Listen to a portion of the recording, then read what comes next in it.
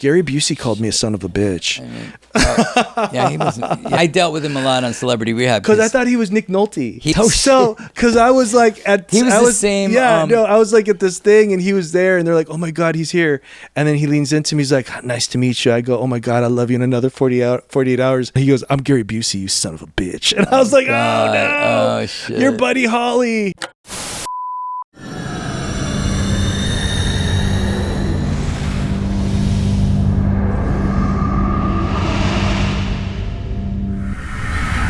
Welcome to the Dive In Podcast. I'm your host, Max Decker, and today we'll be diving in with my guest, Rick Ferrari, talent agent extraordinaire.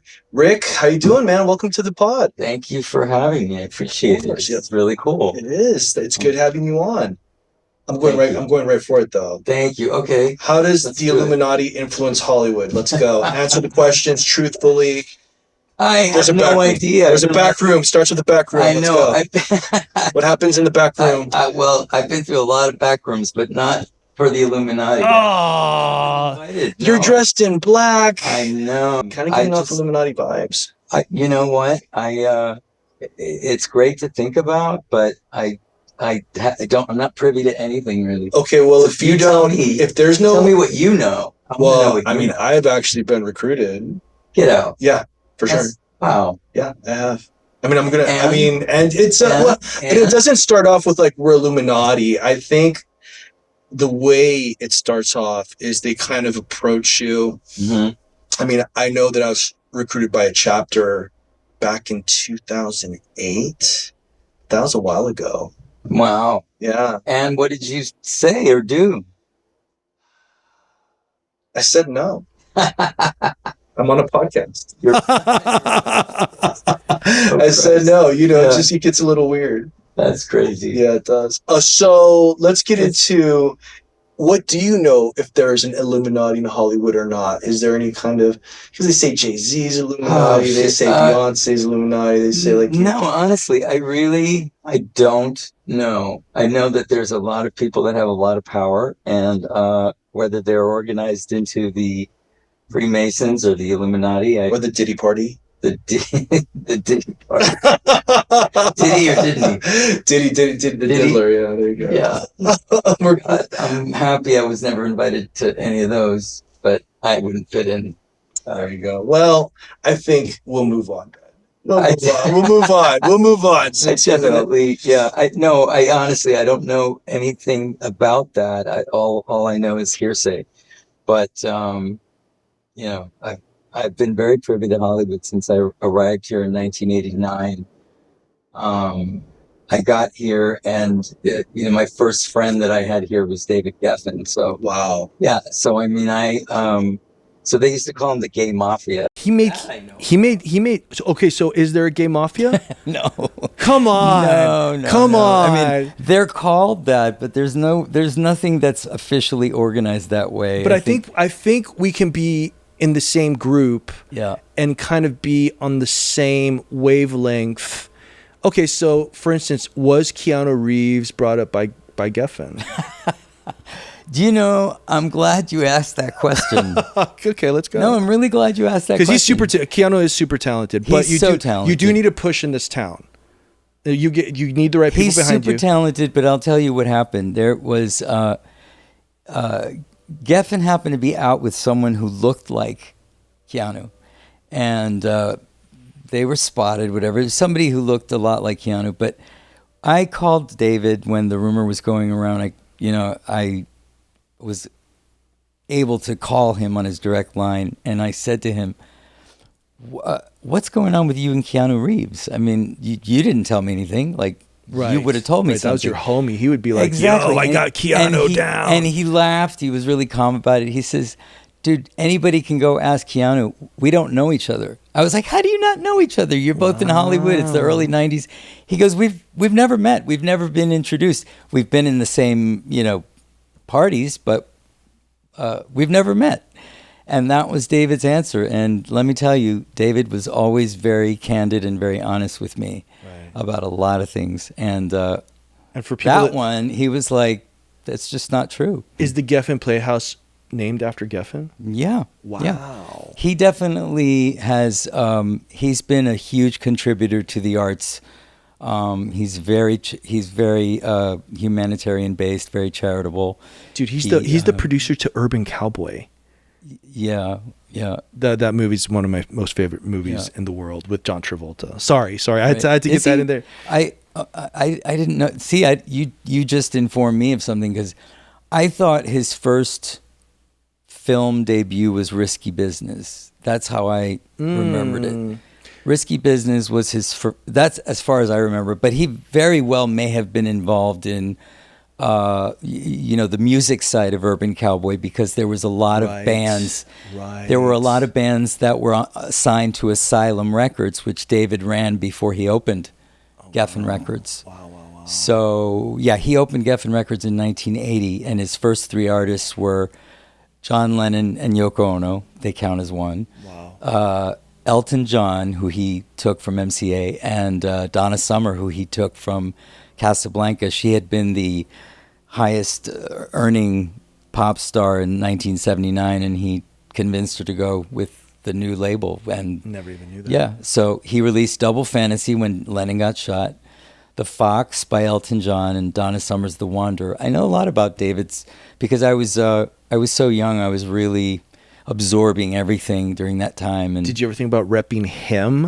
as a client? I mean, that could have been. That's hilarious. Because that move to you hilarious. repping, we'll get to it. But did you ever think like, maybe I should rep this guy? And work his deals. He wouldn't want to, no. When I was, I did a stint as the creative director for this gay magazine here in LA called Genre Magazine, and this is when I was first getting sober, around 1999, 2000. And so I stepped out of agenting for a minute, and I was a creative director. And I guess the deal that we had was I got a certain stipend additional to my salary if I was able to recruit a celebrity for the cover of the magazine. Wow. So I pretty much made sure that I was booking celebrities every month. I would make sure that, except for the swimsuit issue where we had to use a model, but I told the publisher, I was like, I can get you a celebrity in a swimsuit, I promise. Wow. But no, I recruited for the Y2K issue. I was there for their Y2K issue, and what were some of the celebrities you got on that magazine? Well, who's the biggest one? I got Cher when Believe was coming out. I was wow. I was one of the only American magazines that she did a cover story for. Wow. When that came out. So I got Cher, I got Bette Midler. Wait, do you and Jim Jordan know each other? Because we had him on as a guest. So you know Jim Jordan? Of course I did. The biggest photographer, model manager. Jim, yeah. And so it's, if I feel like he shot them and then put them on your magazine, it's like, how are you not in cahoots? Right? Like you're talking about there's no. Oh, no, I was going to say, like, what's the process like? You get Cher, like, do you just pick up the phone, and how does that come about? No, that's a great question. It has a lot to do with who you know. I mean, we just, I was representing her son, Elijah Blue Allman, for modeling in the 80s, and I actually was the one who sent Elijah, even though he knew him as a child. I sent Elijah for his official Geffen meeting, where he signed to Geffen and started recording as a band called Deadsy, that have a lot of fans from the early 2000s. So I was, I'll just pat myself on the back and say that I got him that appointment. And then that got you that cover. Well, I I knew her manager at the time, and I knew her, and I knew, when you start to meet everybody in Hollywood, it starts to become easier and easier to get people, especially if they have something to promote. And she had Tea with Mussolini coming out with Franco Zeffirelli and Believe. And her publicist thought that Tea with Mussolini was going to be the big story. No. Oh, Believe. Oh, they did. But Believe. Because we're talking about before the record came out. Right, but Believe is like Believe became an iconic. I'll never forget. They sent me an advance CD of it.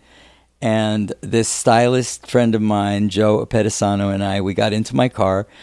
And we were just curious because we were already building the story around, Franco Zeffirelli and Tea with Mussolini. And we put the CD in, and we started listening to the song. Do you believe in love after love? We were blown away. We listened to it one more time, and we were like screaming and yelling. We were like, "This is going to be huge. This is going to be absolutely huge." I mean, that was like a movement, not a song. And I listened to this. I got RuPaul to interview her. Wow. How can you say that there's no group or no gay mafia when you're like going back and forth from you know what I'm saying? Like there's no. I'll tell you what it is. It's a very close knit network of people who. There's a close network. So is of the people. mafia. I won't disagree with you there. Hence the gay mafia. The Godfather is one of my favorite movies. But wait, then who's okay? So I don't think they go around threatening anybody. Is what I'm trying to say. No. They are. Once you're in a certain network of friendships, they trust you. They trust that you're not going to call them up and get them involved in something they're going to regret. Right. So if you know people long enough and you present it the right way, then people say, sure, why not? It's Rick calling. So you're nobody's dragon.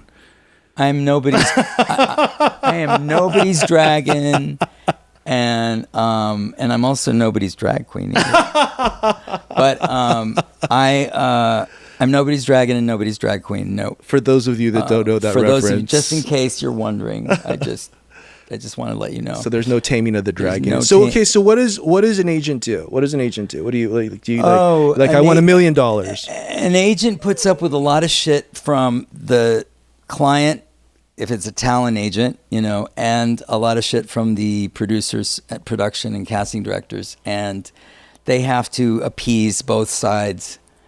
We have to walk a fine line of servicing our client, which is the talent, and being amenable and negotiating in good faith with the production. So if I watch Entourage or Ballers, that's a fair depiction of. There's a lot of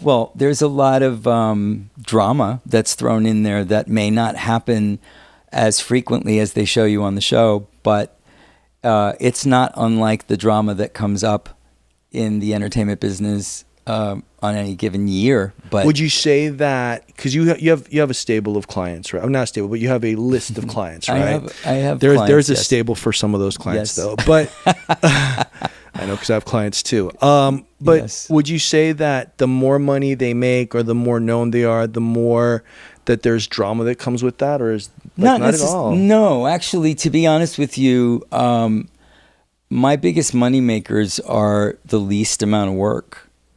They really are. It's just for me too, actually. My biggest money makers are the least amount of work, and that sort of pays for me to invest in developing new people. Yeah. And I'm able to give my time to newer people that need my hand to hold for a second. Yeah. So I do. That's one of my favorite things about the structure of a talent agency is that if you do it right, your biggest earners allow you the luxury of being able to spend time, developing some people or tweak some people who have been there, done that, but need new direction, and so it keeps it really exciting. I mean, that's why I specifically have an agency for commercials and commercial talent, because I've been on every side of the business. I've been in music management. I was a model agent. I've been a theatrical manager. I've been all over the spectrum of representing on-camera talent and models. But I ended up in commercials in a really fucked up, funny kind of way. It was 2009 and I was looking for a job. 2008 was really hard on a lot of people. I'm not sure if you Yeah. 2008 was really bad. That was the writer's strike. That was an everything strike. That was one of those 2008 moments, was a bad year financially. It was. So in 2009 there I was looking for a job. I was 2 years sober, And I thought, oh, I heard that the head of the men's division at Photogenics, which was one of the hottest modeling agencies in town, of course, 'cause Nicole Bordeaux owns it. And I had heard that the head of the men's division was quitting and left, and I was like, oh, I can do that, because in the 90s, I was really, really well known for my male models. That was sort of how I made my mark in the fashion model world. So I thought, okay, I'll get an interview with her and I'll run her men's division. And in a very sort of polite but very blunt way, she told me that I was too old to run it. I was like 41, and she was like, "No, I want somebody." No, you're sober. Like, you're sober. You're no good to her. Yeah, right. How can you be? I don't know. How can you not be doing coke and then work? I know, right? Modeling but agency. She was. Her idea was let's have you do the commercial department. It's like, the commercial department? You mean like Tide soap and Swiffer brooms? I'm like, that's not sexy and it's not on brand. I mean, I've always been a bad boy, and that's how I've marketed myself, especially when I was a boy, when I was in my, 20s and 30s. But I was like, no, I can't do commercials. It's too corny for me. And she stayed on me for a month. And finally... you needed to pay the rent. Yeah, I really did. I didn't have any other offers, so I was like, this is starting to look better and better. Like, you're literally being pushed by the universe into that. And I was like, as long as I can do it my way. So she gave me total creative control, and we made a really good deal that I was happy with financially. And but you do become that gateway from model to film TV in the commercial lane. Yes. Because you have like a Channing Tatum who did a Mountain Dew commercial, and then everybody's like, who is that? My God. Yep. And then so commercials actually became really cool, I think, after the Cindy Crawford Pepsi ad, where people are like, oh my God, she's a movie star. And of course she's Cindy Crawford, which is just icon, right? And so then you really became this lane at the time where there was no lane. There was no lane. I mean, no, I don't know. I wanted to do it differently. So I started representing Robert Downey Jr. for endorsements, and Paul Walker simultaneously. There it is. And but I was going to do it the right way. So I made sure that both of the talent wrote letters to CAA and said, Rick Ferrari is going to be handling anything to do with advertising. So we don't want to hear anything like... How does that happen? How does it happen? Like, how did they go... I want you to do, like, or you're like, hey, let me do this because I can do this for you. Like, what's that conversation? Honestly, if you want to get into it, the law of attraction, man. The law of attraction.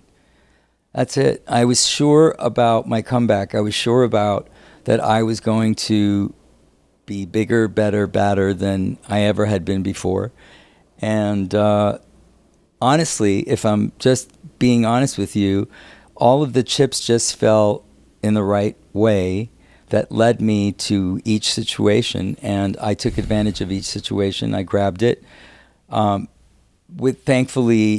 with Paul, I had a history with Paul when he was first starting as an actor. His manager asked me to help him out get some modeling gigs while they were waiting for the groundswell of his acting career to happen, because his manager didn't want to have him like lose interest or not make money. So that was Matt Luber. Matt Luber's his manager. Yeah, Matt Luber. And Matt was his manager up until the end. Yeah. So Matt. I think he had one manager. Yeah. Yeah. A lot of actors think they can jump around. No, yeah. Well, he started. It's funny. I don't even know if I'm supposed to tell this story, but I'll go for it. Yeah, just nobody's gonna want to do it. Don't worry about this. Matt Luber was the assistant to John Carabino, who still represents Renee Zellweger, and so Matt Luber was sort of the guy in front of John's office, who John would breeze by and not treat very well, if you want to know the truth. But Matt was really diligent. He was very dedicated. So Matt started taking on more and more responsibilities for some of his newer, more development talent. And Paul Walker was one of those people. There it is. So, Paul may have started with John Carabino, but he certainly left with Matt Luber and stayed with Matt Luber for Luber Rockland, whom I work very closely with. I love those guys. Got Mara Santino over there. I love Mara. Got Lena over there. Tim Taylor. Who you're in the Mafia with. Yes, I'm definitely. So you admit it. Okay, there you go. I admit it. I totally admit it. Yeah. We're joking. Mob. How much? Hey, listen. What's the most you've ever been like, oh my God, what's the biggest deal where you go, oh shit, this is life-changing?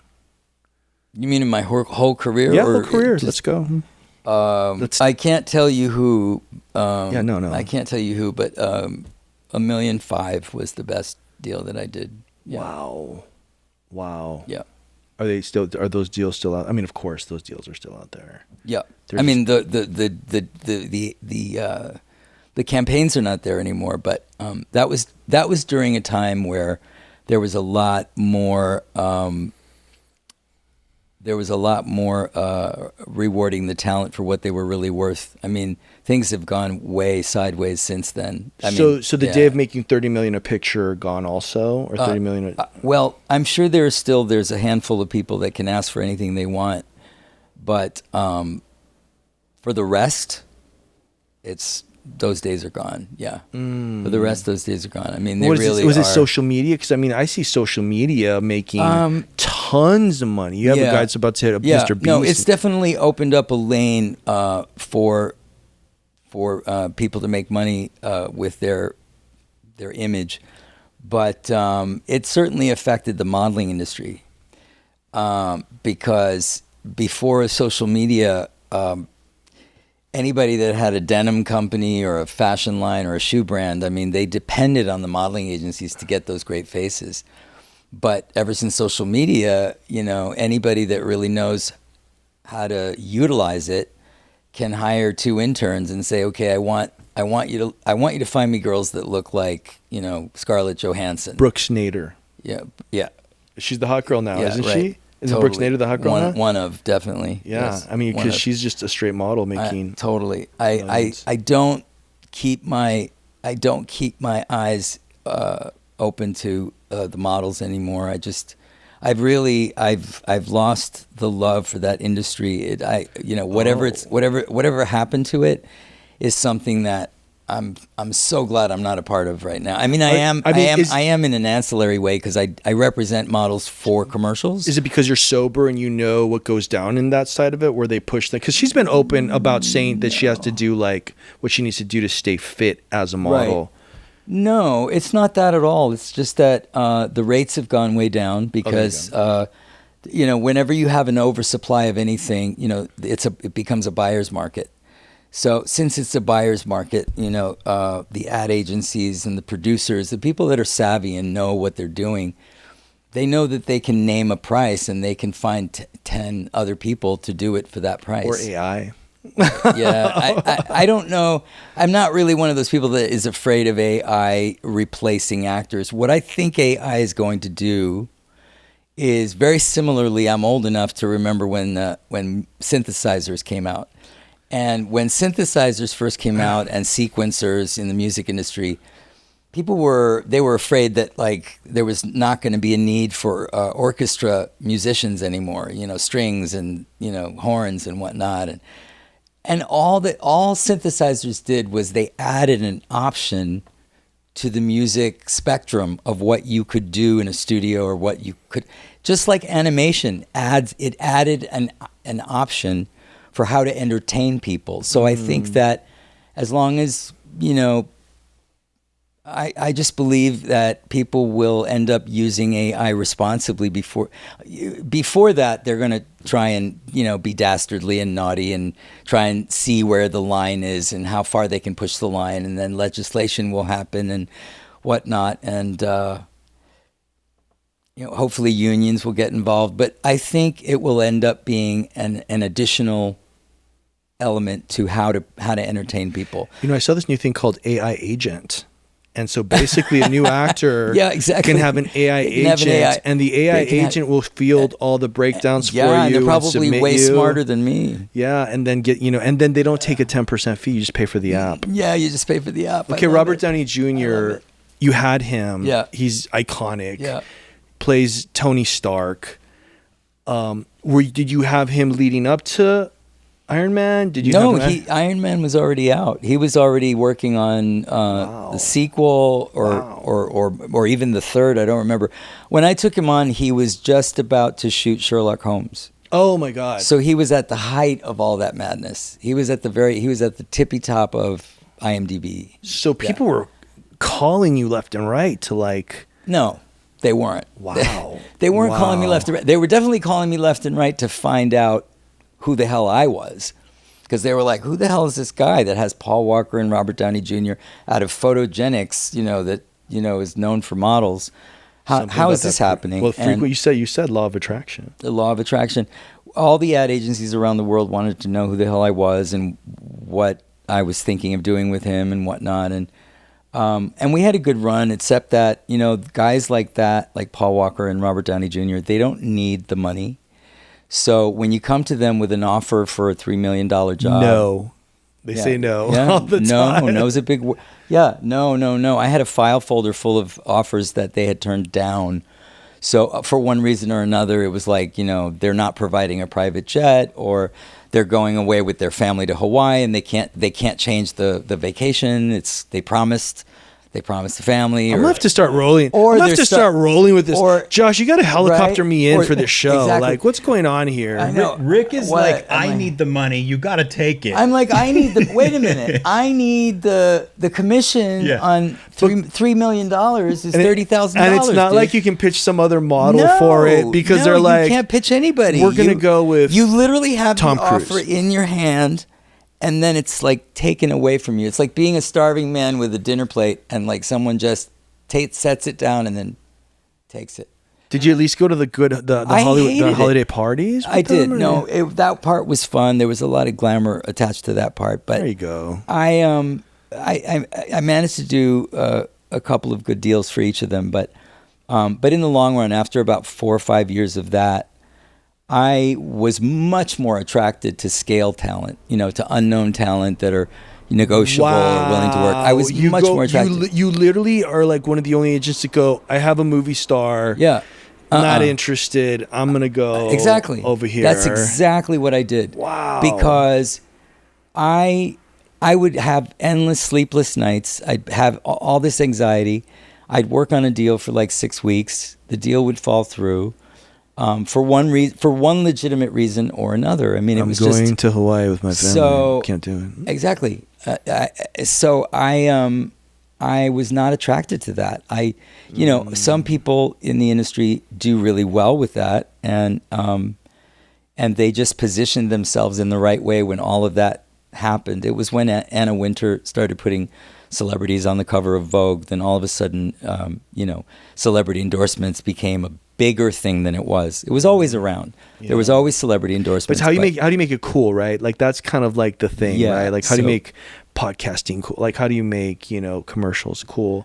But here's the thing though, Robert Downey Jr. wasn't going to be Iron Man though, because who was there? The first offer that got Iron Man the role of Tony Stark was Clive Owen from Closer. Oh, he's great. I love Clive Owen. He's fantastic. But now he turned it down though. Yeah, well, we can't imagine anybody else now with that role. And I think again, Robert Downey Jr., the law of attraction, he was in the best possible place. Well, his homie Jon Favreau is the director. Yeah, I mean that's a great position to be. Yeah. It's like Josh being the director and being like, I need a 6'4" Latino German guy. You're kind of superhero-ish. Me? Right? Yeah. You think so? Yeah, I think. What would I play? What superhero would I play if you think? You'd have to be your own, man. Mad Max. Mad Max. Maybe I can bring back. No, Tom Hardy does such a great job. Totally different Mad Max. Yeah, not the same. Those are my initials, though. Maximilian Alexander Decker. Yeah, so Mad is the initials to my business. Mad Max is I'm coining you as Mad Max.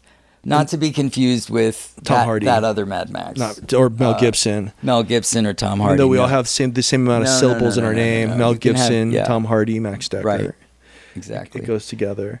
Can you give us a Paul Walker story? We're talking about our RDJ, but let's switch over to Paul because he was a great one. Paul, we did a great shoot with a photographer named Michel Comte, who's one of the big masters. He happened to have a house here in Beverly Hills, and we brought Paul over to do a shoot for GQ actually, and I don't remember what movie he was promoting. Fast and the Furious. It was one of them, one of the Fast and Furious. Yeah, Fast and the Billionaire. Yeah, Fast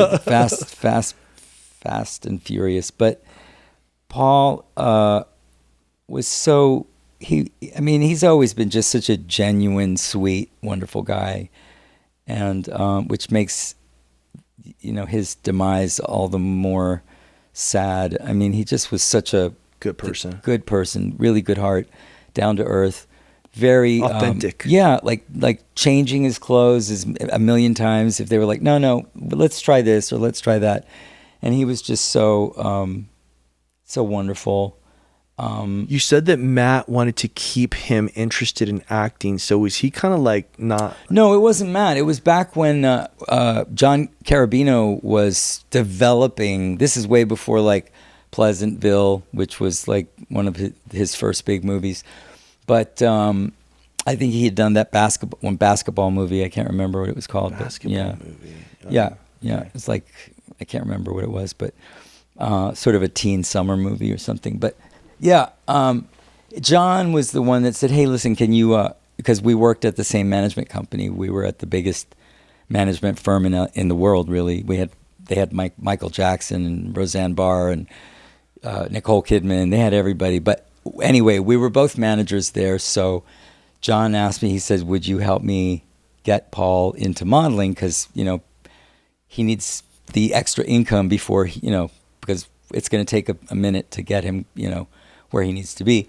So that's how I got involved. It was when John was sort of handling Paul, but Matt was John's assistant. And I think that just was an organic, natural thing, that because Matt was handling everything for John as his, coordinator or whatnot. Wow. Then, Paul and he developed a strong relationship, much stronger than, with John. So, hooray for Matt, it couldn't have happened to a nicer guy. I love Matt Luber. Will you be checking out the comments this week for your pod? Because I have a feeling a lot of people are going to have a lot of comments or whatever questions. Yeah. Would you be able to kind of answer some of those questions for us? It's a smart question, yeah. It's a fucked up question for them to like and subscribe. If it's a troll or if it's a fucking troll. No, I mean, yeah. Look, how about I'll do the trolls. I'll do the trolls. You do the smart questions. Yeah, I mean, like, absolutely. I don't mind people asking intelligent questions. I love that, but you encourage that. Yeah, if it's coming from the heart, then it's going to be a good question. You can troll them back too, I guess. If you I could if I was that kind of guy. Yeah, but see, that's what I'm here for. Like, I do enjoy the troll. So if you guys like and subscribe, and this week, and Rick's, you can ask him questions or whatever about the pod. You can also ask me. Or if you want to comment on my hair or my look, and you want to say how fucked up I look, by all means, go for it. Oh, and you'd respond to that. I totally would. Okay. I totally would.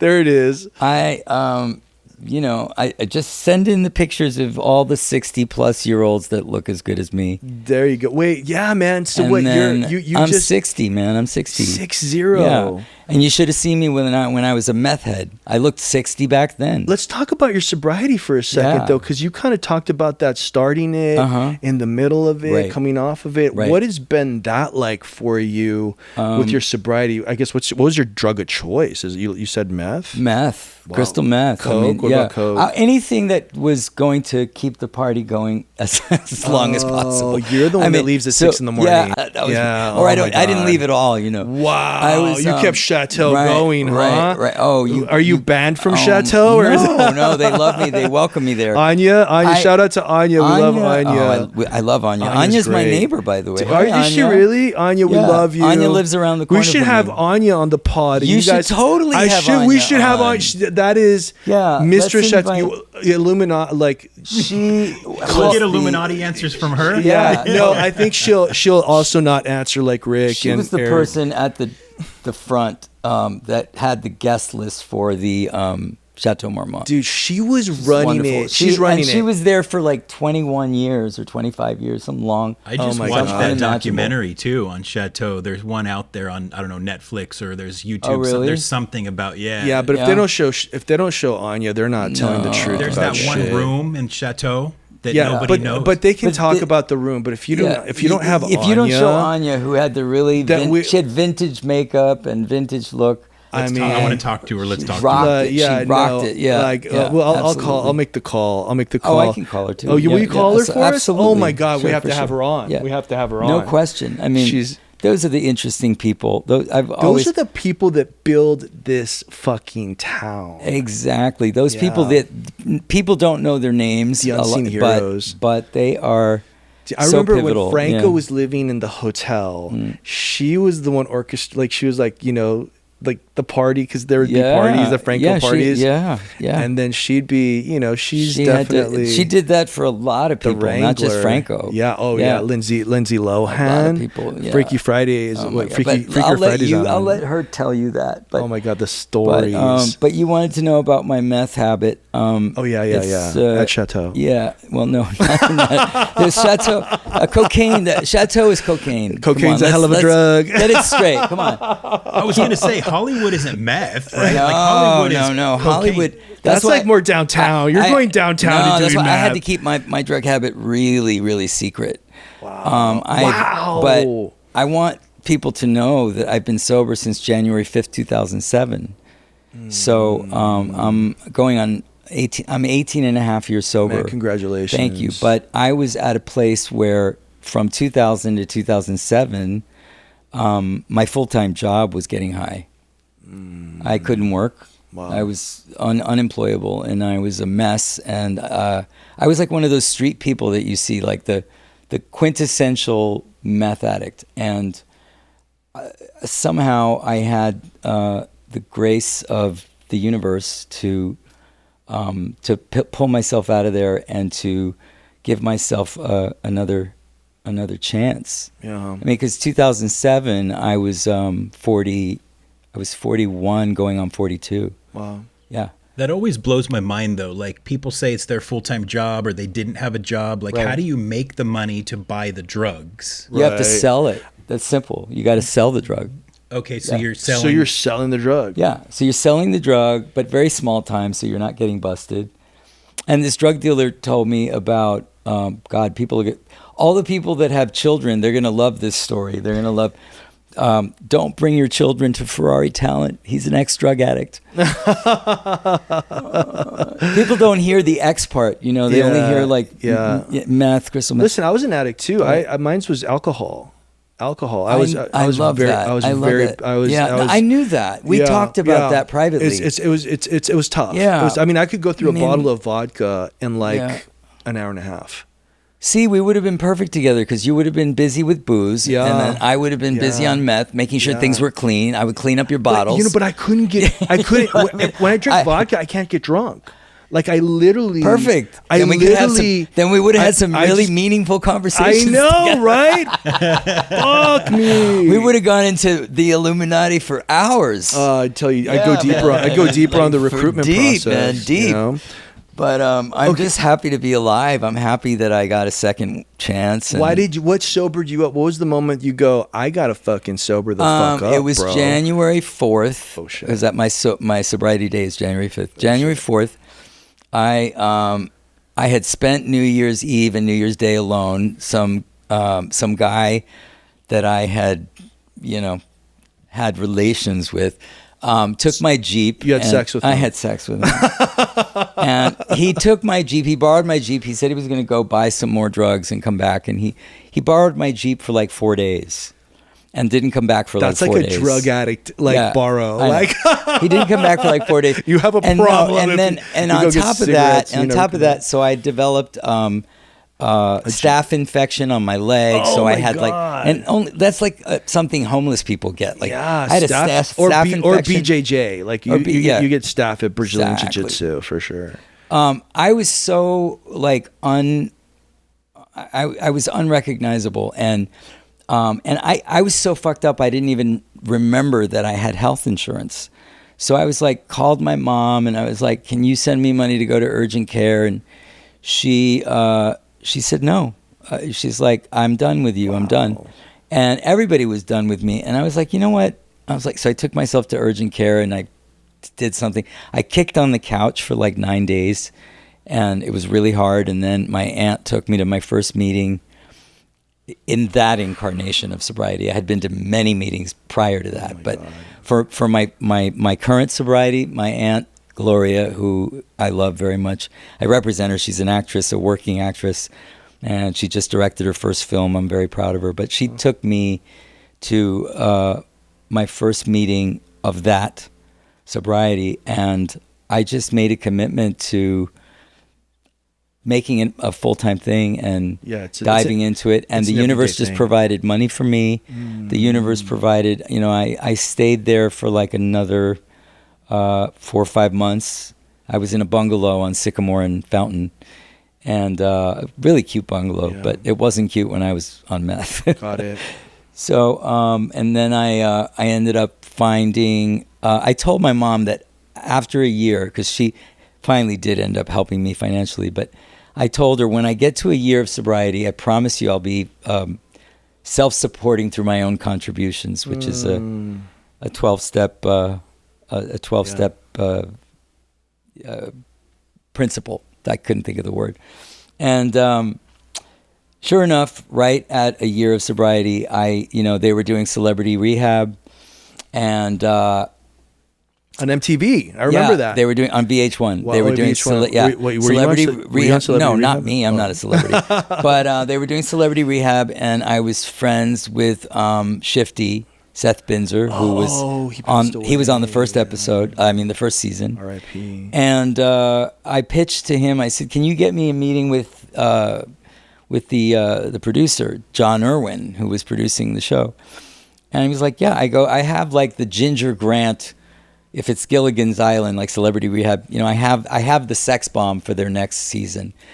And it was Amber Smith, who had been on over 500 magazine covers. She was the only model that was welcomed on the covers of European Vogues as well as Playboy magazine and Maxim and everything in between. So she was sexy and she was fashion. She was everything. Yeah. So I pitched them Amber. We made a really, really good deal, very lucrative deal that in today's reality market, there's no way you would get money like that. But we made a really good deal, and I was able to make a manager percentage from her.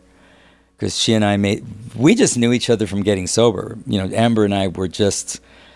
I'm really starting to see how this works. Yeah, we with were agents just pals. and managers and how you rep people. I really get it. And now. I said, "There's no mafia." I know. I just said, "There's no."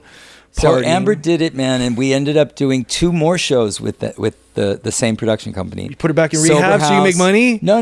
That's hilarious. No, other shows. You got to go back on this one. You got to. She did Sober House. She did a couple of other shows that were spin-offs of Celebrity Rehab. Got it. And she did a lot of personal appearances. So the universe took care of me financially for 2008, which was the hardest year. And then, as I told you, in 2009, it took me a few months to get the job with Photogenics, but then I started there, and the rest is history. Okay, so you started with models, you went to actors, you were in New York. Yeah. How is it working with models and then transitioning to actors? Is there a transition from models to actors? Yeah. Because I have my take on that. Oh, fuck yeah. There's so many good and bad things about it. I mean, the way models are managed by modeling agencies, I hate to say this because I some of the greatest model agents out there are friends of mine, but models they're not actors developed into being like storytellers or craftsmen. They just sort of, everything sort of just happens to them, as opposed to an actor that has to make things happen for themselves. Oof, I like that. You see what I'm saying? So, but then when you go to the commercial market and all of a sudden it's about a beautiful face, so you have, 20 girls in the waiting room that are all 5'10" and up, but you have like 2 or 3 that are 5'2" that are actresses that really bring something incredible to the camera, to the moving camera. Mm-hmm. They book the job over all those gazelles that are waiting in the waiting room. So there was a lot of fascinating things that I discovered becoming a commercial agent, and working with not only the pretty boys and pretty girls, but the fat funny guy, or the very character-y villain, or this or that or the other.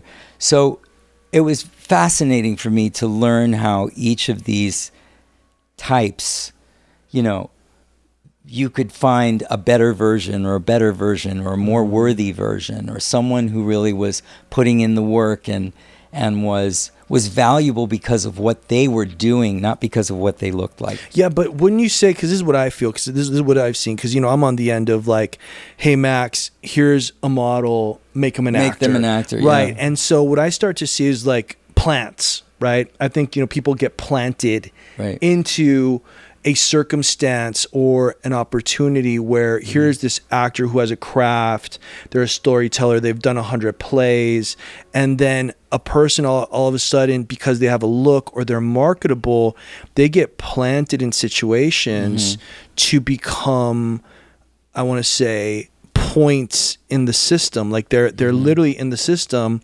because of the positioning. Right. Because of the person who goes, let's take a Matt Luber or like a Mara Santino, and they're like, I love this look. I'll take them to an acting coach. They'll figure it out. Yeah. And then we'll have them audition. And then now there's not a storyteller there. There's someone planted there. Right. Per se. And then you have the other ones that are like, your Timothy Chalamet, like Austin Butler, like these guys are all like stage actors now. That's right. Zendaya, like Tom Holland, to follow the legacy of craft, of a Denzel, of a Viola Davis, of a Morgan Freeman. And so would you say that, do you deal with a storyteller then differently than an actual person that kind of goes, look, listen, Matt sends you somebody because they have a strong look. You're gonna be like, okay, Matt. I evaluate everybody on their own individual, criteria of what they bring to the table.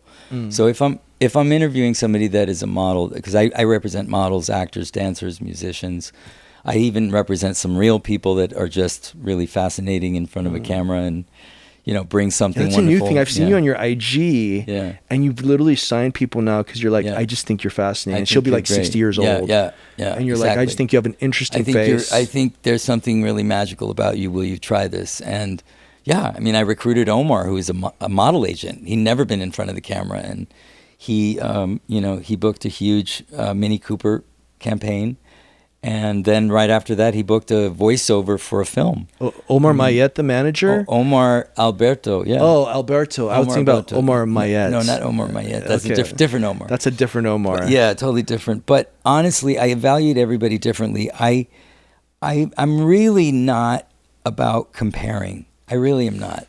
There's, either you're bringing something good and interesting to the table or you're not. And it does not have to be the same type of value. I mean, you can't. I do know what you mean, because there is a certain light that a person can have, or an aura. Yeah. I want to say, and when they walk into a room, people just kind of go, and they don't have to be beautiful. I mean, usually sometimes it is a very stunning person, but then there's just a person that walks in, and you just kind of go, yeah, who is that? Right. So that person is someone, right? And they're just kind of walking in their authenticity. I want to say they're walking in. The magic ingredient is confidence. There's nothing sexier than confidence. There's nothing more attractive than confidence. Yeah, that translates to the stage that's too. it. So if they're confident in their authentic self, if they're confident in what they are bringing, honestly, to any situation, to any relationship. It's really situationship. If they're, I mean, they can be, they don't have to be, Laurence Olivier or Meryl Streep. They can be, just somebody who is Sharing getting, space. some lightweight jobs in commercials or some lightweight, co-stars on TV or whatever. I mean, Right. I evaluate everybody differently. I don't compare them based on, oh, that person's resume is thicker and bigger than that person, so that person's more valuable and this person isn't. I don't evaluate people like that. I just I evaluate them individually, and I say, do I find something about them really compelling, really interesting, really authentic, really honest? Do I think that they can go toe-to-toe with anybody else that's auditioning for the same job? And if the answer is yes, then I'm going to put, a lot of effort into that person for a year, 2 years, sometimes even 3 or 4 years. Wow. Before seeing it pop. Boutique agency versus big agency. What is it? CAA versus Rick Ferrari talent. No, CAA, there's apple and oranges, but CAA is a movie stars agency. It's for movie stars. It's for huge A-lister, blockbuster movie stars. That's what it's for. I have some tea for you, though. You know what they're going to start repping now? What? Guess. Influencers. They've been doing that. They already do that. Yeah. What now? Billionaire families. Oh. They will start to rep billionaire families. How corny. Is it corny, though? I think corny? It's pretty smart. I think corny. Lord is Lord, and you is Kevin Brian still Lord. Brian Lord. Brian, what's up, Brian? Remember me, Brian? Yeah, I was good friends with Carrie Fisher. Listen, Brian invited me to my first CAA party, and I got to hear Jamie Foxx play Ray. I was the only non-movie star. Yeah, no, I know. I've been to those parties too. It's fucking insane. You're like, that's Brad Pitt, that's Gwyneth Paltrow, that's so-and-so. Really cool guy. Yeah.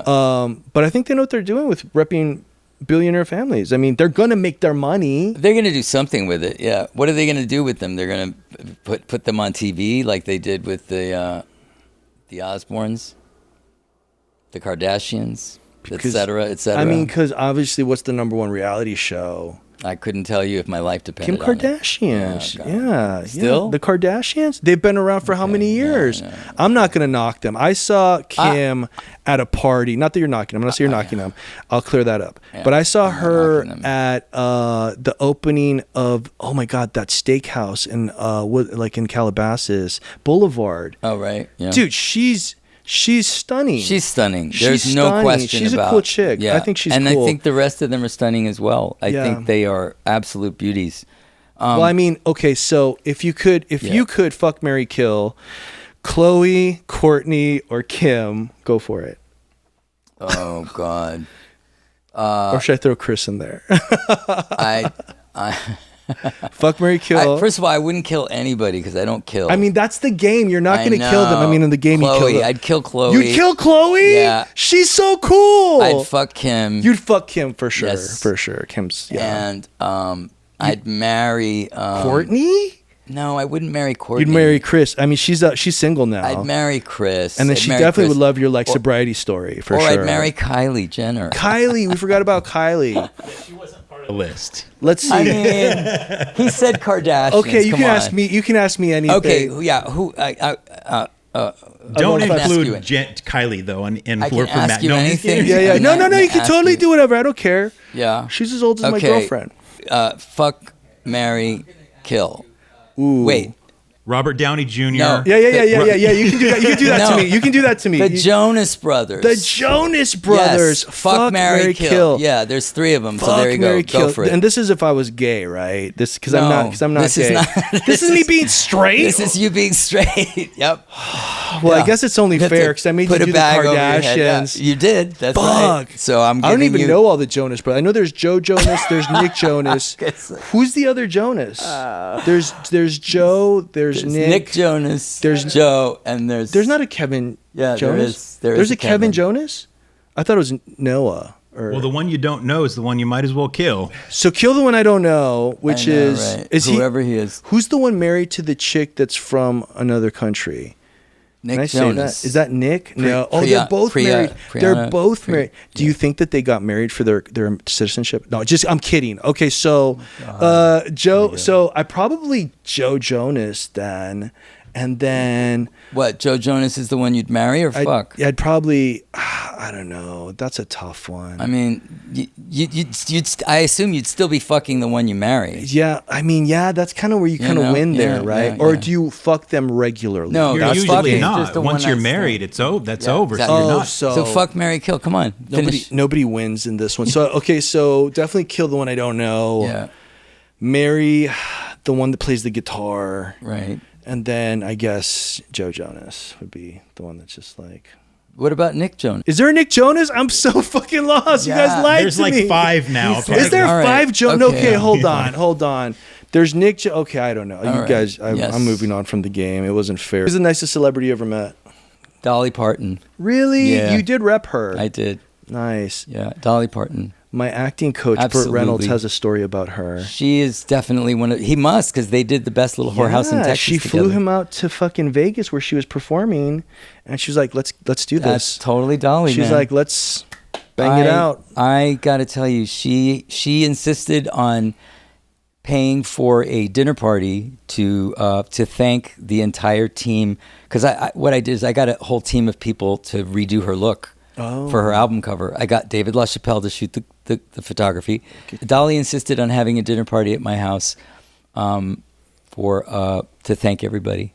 That's a brag. Yeah, so that's a big brag. Yeah, so she wanted to pay for all the, but my boss Sandy Gallen, he ended up paying for everything. But we had a nice dinner party for about 11 or 12 people, and after dinner was over, she said, "Well, back in Tennessee, when we finish dinner, it's a custom.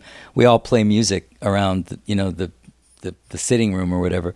So she had a guitar and we had a guitar, and she just started playing and singing songs, and so did the other person. It was a male model of mine who was a singer, rocker, and we were serenaded for 4 or 5 songs. Who's the worst celebrity you've ever experienced? I can't tell you that. Well, we just bleep the names. Why don't you bleep it, and then we'll bleep it yourself and be like, "This is what happened to me." I mean, I'm trying to think of who the fuck was the worst. Gary Busey called me a son of a bitch. Yeah, he wasn't. Yeah, I dealt with him a lot on Celebrity Rehab because I thought he was Nick Nolte. He was this host. So, because I was like he was the same. Yeah, no, I was like at this thing, and he was there, and they're like, "Oh my God, he's here!" And then he leans into me, he's like, "Nice to meet you." I go, "Oh my God, I love you." In another 48 hours, he goes, "I'm Nick Nolte, you son of a." And he goes, "I'm Gary Busey, you son of a bitch." And I was like, God. "Oh no, oh shit, your buddy Holly." Your buddy Holly. No, yeah. I don't know. I can't think of anybody. Not every. Really. You just don't want to say it. It's okay. Was it that bad? Oh, you're like whatever, because you're like really like. No, I mean like if they don't come to mind, that means, because I'm really seriously trying to think. If they don't come to mind, it's got to be for a good reason. Do you have the worst client you've ever worked with? Oh fuck. I try to put those out of my mind. I've got 2. I try to put those out of my mind. Why? Really, I mean, it's kind of fun to kind of, Yeah. No. I mean, I'm even dry for a story, a good story of like what some horrible client did, but I don't know. I've had really good luck with that. I really have. I pretty much weed out. No, I have that luck now. I weed out the assholes like almost right away. Because you can start to tell who they are in the beginning. If I'm interviewing them for an hour, I can pretty much say to myself, no. I have made mistakes where I've told people, you know what? I changed my mind. We're not working together. Like after a week or after a month. Yeah, I have done that. I've been known to do that, and that is the way I am. I'm like, if I'm not feeling it, it's over. I'm not going to invest my time just because I said yes. I get that. People should be allowed to change their mind. What the fuck? Yeah. People are so full of pride that they don't want to change their mind. Yeah, they don't do that. We could get into all kinds of political things about that. I have had my mind changed about certain topics all the time. And I freely admit it on the spot. You know, I'm like, you know what? I think you're absolutely right. I never looked at it from that angle before. If we weren't controlled by other countries in the United States, I think then we'd be okay. They want us divided. They want us totally divided. And I think... Well, what do you expect with a land full of immigrants? You know what I'm saying? Like, that's how we started this thing, huh? Yeah, it is. We started with a whole potluck of immigrants from all over the world. Yeah. Bunch of convicts come over here in like ships and stuff like that, starting in America, and then we become the greatest country in the world. And then all of a sudden, a bratty country. Yeah, I mean, I will say, like, if you didn't live in this country, where would you live? Oh man, if I didn't live in the U.S., I would probably live in the Netherlands, Hawaii. I know Hawaii is the United States. Is chicken of the sea really chicken? I mean, you know what I'm saying? Would you be down to, if anybody sends us like a headshot that remotely we're like, you know, it's a special person or whatever, can we send it your way? For sure. Yeah, so people could email us. I'd love to have a story. That'd be cool if you found somebody off our comment section. I would love that. And then I could come back on the show with them. Yeah. Josh, you want to plug the email for us where they can get us, where they can send it? For sure. What would they send? A reel, a headshot? Yeah. What would they? You would want a reel, a headshot, and a resume, and a little blurb about themselves. Send it to divein@goehq.com. If you guys can send that in, and then we'll get Mr. That'd be dope. Let's go on I will say this. Do you find it incredible that there's people out there like charging actors $5,000, $10,000 to like rebrand themselves or help them get onto TV shows? How do you feel about that? All sorts of people want to get ripped off. They're dying to get ripped off. So you think $5,000? So what if? Okay, listen. What if I legit helped you? You gave me $5,000. Yeah. And do you think that's too much? Do you think, because you know there are some influencers out there that claim to be? I can't say that it's bad or good. I just can't make that judgment. I think that each individual circumstance, that actor with that person that's requesting that fee, they have to figure out whether it's right for them or not, whether it's going to be useful to them or not, whether they can afford it or not. I mean, I just, you know, I don't, there's always going to be people trying to make money off somebody who's naive. There's always going to be people making. I mean, you go to the fucking car dealership, and you know if they smell that you don't know anything about cars, they dive on you, and they fucking, you know, they want to manipulate. If it smells like a bad car salesman, it's probably a bad car salesman. Yeah, although I've smelled some car salesmen that were pretty hot. Yeah, but those are the good ones that are not ripping you off, maybe. No, right? But they smelled pretty funky, but it was good. Okay, you have a great IG. You've got a lot of traction on social media. Where can they find you? At Ferrari Talent Agency. On IG. Yeah. Check out his IG. It's pretty poppin'. You're like one of the hip, coolest agents out there. Thank you. Is there anything else that you want to kind of leave us with or talk about that we haven't kind of covered? No, man. I just love that you had me on and that we got deep and we got light and we got deep. I know. We kind of covered the spectrum of it, didn't we? Yeah. You had me fuck, marry, kill the Jonas Brothers. Exactly. Wow. Exactly. Fuck me. Well, you had me do the Kardashians. Yeah, but I would. That's. Really? We could trade. We could trade. Do you want to trade? I totally Let's want to trade. Okay, before we leave, fuck, trading. marry, kill Jonas Brothers. Woo! Go. We can swap that. We can swap that. Poor Kevin. I'd kill Kevin. Yeah. I don't even know who Kevin is. I'd fuck Nick and I'd marry Joe. You'd marry Joe? Yeah, I think so. That's the one. Okay, what's mine? So. Which Kardashians. I'm giving you any K. Any K? Any Kardashian or Jenner. But there's 5 of them. What happens to the other? What happens to the other 2? They just get invited to the party? You have to pick. Oh, I have to pick 3. Yeah, I have to pick 3. Yeah, pick 3. Okay, Chris, Kim, or Courtney. Chris, Kim, or Courtney. Well, Courtney's got to go. Courtney's, Yeah, she's got got to it, go. yeah. But you know why? Because I've watched the show and they fight, and I side with Kim. I think Kim. I honestly side with Kim, and I think Courtney's a little too sensitive. And fuck Courtney. She needs to. Yeah, no, I'm not gonna fuck Courtney for sure. No, Right. I mean, Mr. Travis Barker does that all day night. He does enough for the reality show for everybody in the world, Jesus. so she can go. Yeah. And then I'd have to marry Kim because you know, you'd end up fucking her anyway. Well, I mean, she's pretty cool. Like that's she's like a perpetual fuck. So your one-time fuck would be Chris? Yeah, I mean, I have to, and You'd fuck Chris once. then I'd have to deal with Kanye too. That would be fun. That would be fun. That would be a lot of fun dealing with Kanye. And would you have sex with Kanye? No, God no, he's that guy. Max, I can't wait for the you're documentary. Talking to me now. Yeah, Come on, Max. I'm telling you, no to Kanye. All right, and then of course that leaves Chris to get fucked, banged out. Yes. Yeah, for banged sure. out. You could make her a cougar for the night. Yeah, she's pretty. She's got it going on. She's got it going on. Yeah. And then I think she's single now too. So, I think Drake's on the market for that now. So, all right, man. All right, so good. We got that out of the way.